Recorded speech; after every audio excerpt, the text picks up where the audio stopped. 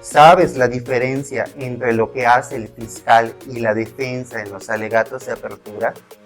Este es el punto que más diferencias tiene entre ellos.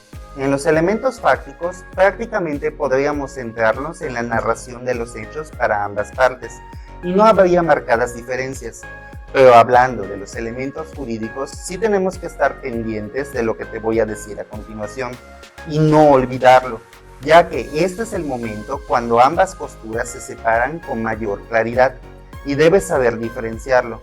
Esta vez, vamos directo al punto y comencemos con la explicación. Para que este video tenga un orden, vamos a explicarlo haciendo hincapié especialmente en 3 puntos que necesitas tener en cuenta. ¿Qué es un elemento jurídico? ¿Cómo lo elabora el fiscal? ¿Y cómo lo elabora la defensa?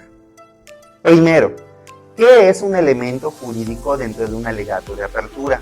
En el video anterior hablábamos de los elementos fácticos que son la narrativa de los hechos, pero ahora nos centraremos especialmente en estudiar qué es un elemento jurídico en el alegato de apertura.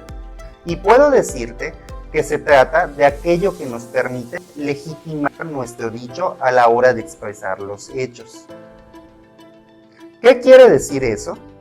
Cuando nosotros planteamos una situación que en este caso podría ser una conducta delictiva, debemos justificar o argumentar que esa conducta sí es un delito, si somos fiscalía, o que no lo es, si somos defensa.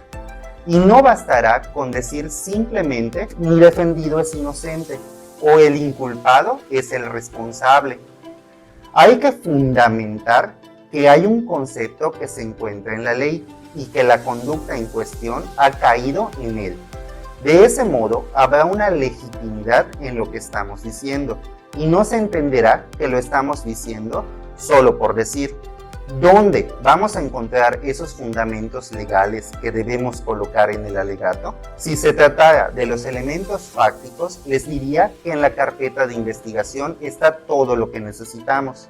Pero en esta ocasión es diferente. No está ahí, pero está en nuestro código, que es nuestra ley. Sin embargo, hay que diferenciar. ¿Sabes la diferencia entre la ley sustantiva y la adjetiva? Lo menciono porque muchas veces encontramos códigos de una misma materia, pero que no se utilizan para lo mismo. Por ejemplo, en derecho penal, tenemos nuestro Código Penal y nuestro Código Nacional de Procedimientos Penales. ¿Cuál vamos a utilizar para sacar nuestro fundamento? Para este caso, la respuesta es la ley sustantiva. ¿Y cuál es esa? Es aquella que nos marca las normas que debemos seguir y nos indica las sanciones si no lo hacemos. Sería entonces nuestro Código Penal, ya que el adjetivo, por el contrario, vendría siendo nuestro Código Procesal, pues nos indica las normas que nos apoyan a aplicar los procesos. Si lo vemos de ese modo, uno es la indicación y el otro es la aplicación, sustantivo y adjetivo. Mencionado lo anterior, para sacar los elementos jurídicos que formarán parte de nuestro alegato, principalmente vamos a utilizar el Código Penal, no quitando de lado que también podríamos mencionar dentro del alegato el fundamento del alegato de apertura, que ese sí está en el Código Procesal.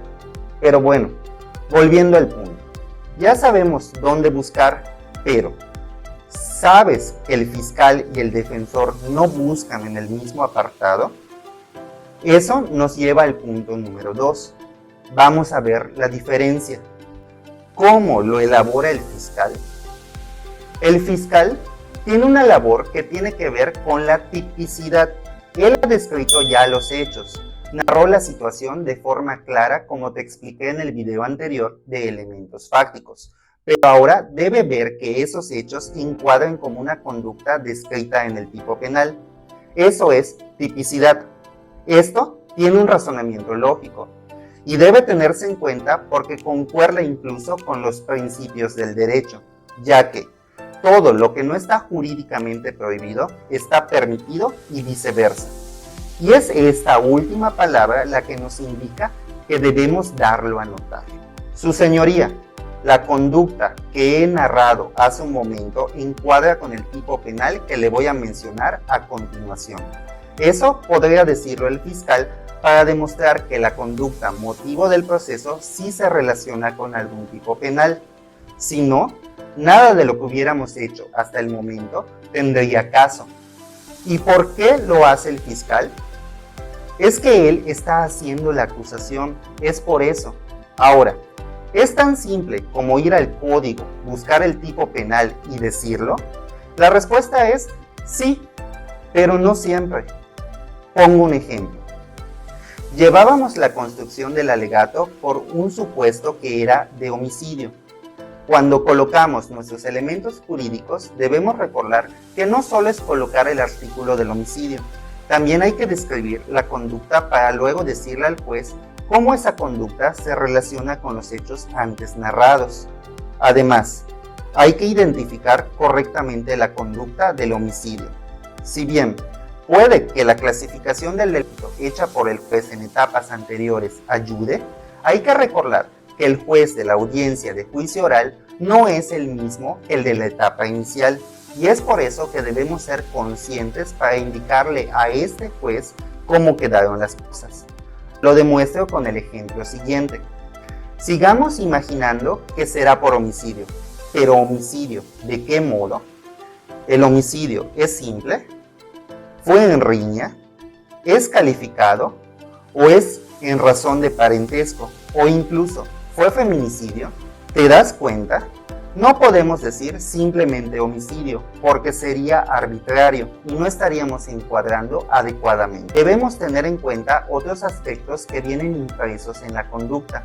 Por ejemplo, ¿fue culposo? ¿Fue tentativa? ¿O la persona actuó en autoría directa o solo fue partícipe? Si se dan cuenta, no basta con citar el tipo penal. Hay que hacerlo de forma completa. Y el fiscal cumple con este rol por su característica como acusador. Sin embargo, ¿cómo lo elabora la defensa? El defensor es una historia diferente. El fiscal saca el tipo penal del Código Penal. El defensor también se va a ir al Código Penal, pero él no va a buscar el tipo penal o no de forma principal. Él va a trabajar sobre las exclusiones del delito.